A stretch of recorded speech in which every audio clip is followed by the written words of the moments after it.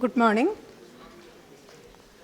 These are the common cases kept for examination orbit and neuro ophthalmology. They include bilateral axial proptosis due to thyroid ophthalmopathy,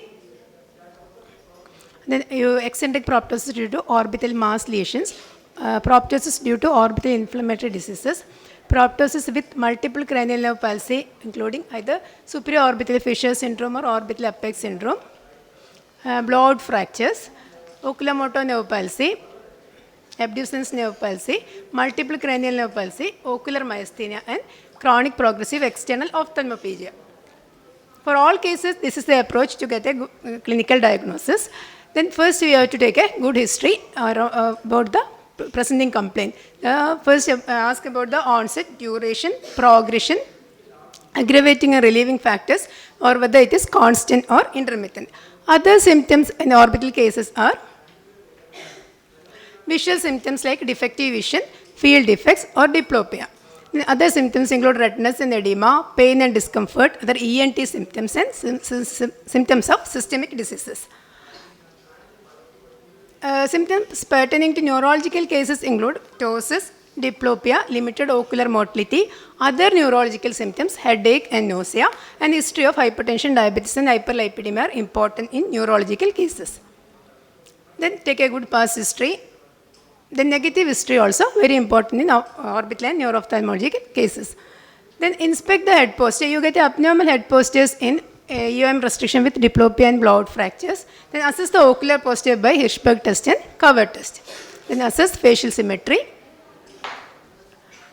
Then examine the extraocular movement both uniocularly and binocularly and note the movement either this way or this way.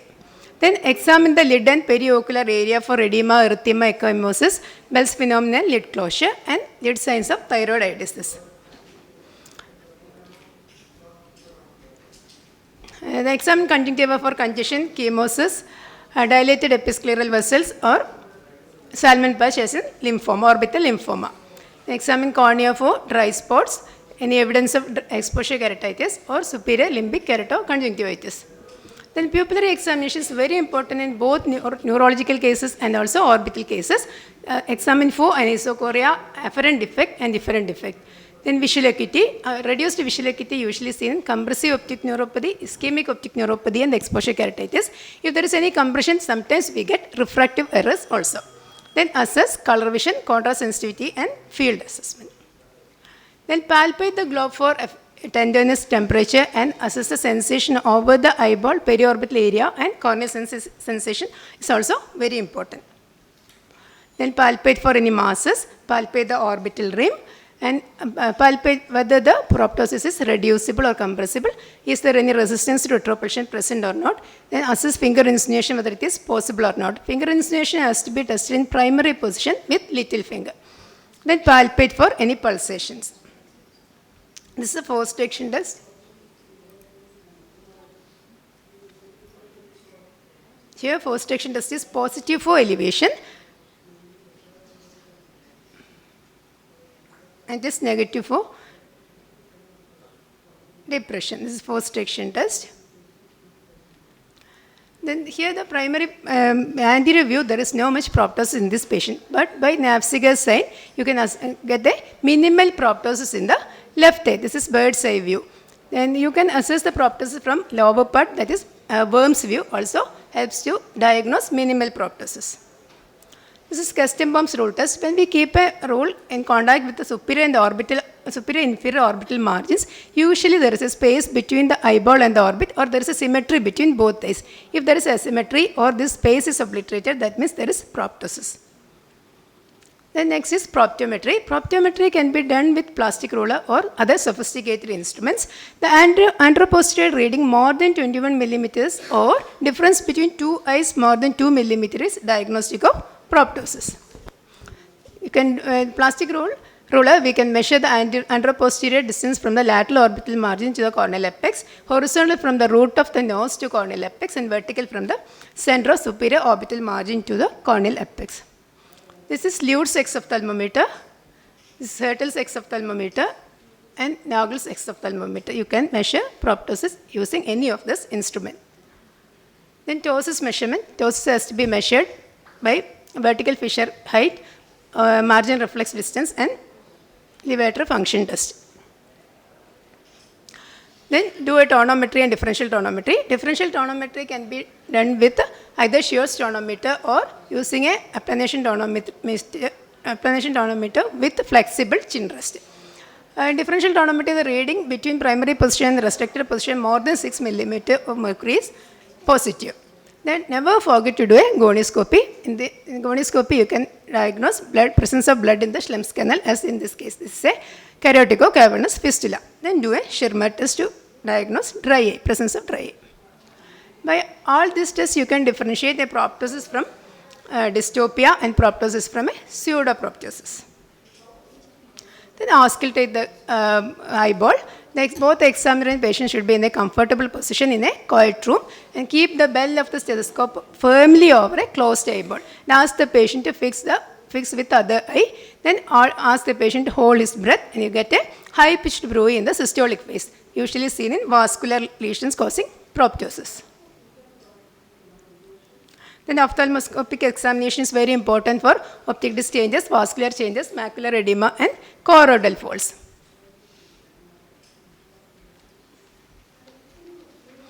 Then system examination is very important in case of proptosis, including examination of regional lymph nodes, thyroid gland, nose and paranasal sinuses. If we are suspecting orbital metastasis, examine for evidence of primary malignancies. Then in case of neuro-ophthalmological case, central nervous system examination and other cranial nerve assessment is also very important. Then all relevant investigation has to be done. Then there are various imaging modalities are available. This include both non-invasive and invasive imaging. X-ray is very important in diagnosis of bony pathology, benign lesions, calcification and hyperostosis. Then various X-ray projections are available to study various walls of the orbit. Then ultrasonography helps us to diagnose cystic lesions, vascular lesions and any soft tissue swellings in the orbit. Then CT scan is very important in case of bony lesions. High resolution CT coronal sections of 1 mm cut is very important to study optic nerve and optic canal. So Hillel-Trochel criteria. Then for this we have to draw a straight line, interzygomatic straight line, then measure from this line to the corneal apex if it is more than 21 mm or difference between two eyes more than 2 mm is diagnostic of proptosis. And then various CT sections are has to be done to study all orbital walls. Then MRI is useful in soft tissue swelling, optic nerve lesions, orbital metastasis, pseudotumors and tumors with intracranial extension. Then orbital arteriography helps us to diagnose carotid-cavernous fistula and ophthalmic artery aneurysms. Digital subtraction angiography is the investigation of choice for carotid-cavernous fistula.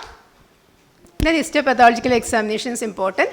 We can do either fine needle aspiration biopsy. If the lesion is not palpable or not visible, it has to be done under UST or CT guided.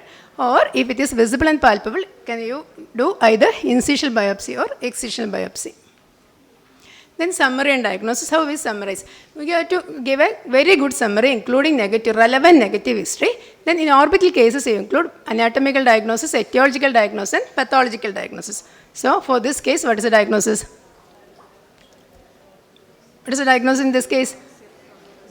This is a bilateral axial proptosis. Probable etiology is thyroid eye disease in active stage. This bilateral axial proptosis, probable diagnosis, probable etiology thyroid eye disease with the active stage.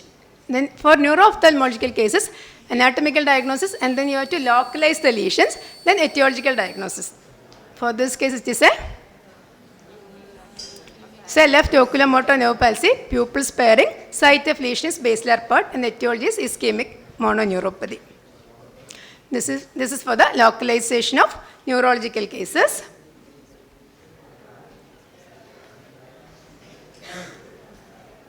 So you have to do an objective and structured clinical examination to get a good diagnosis in orbital neuro-ophthalmological cases.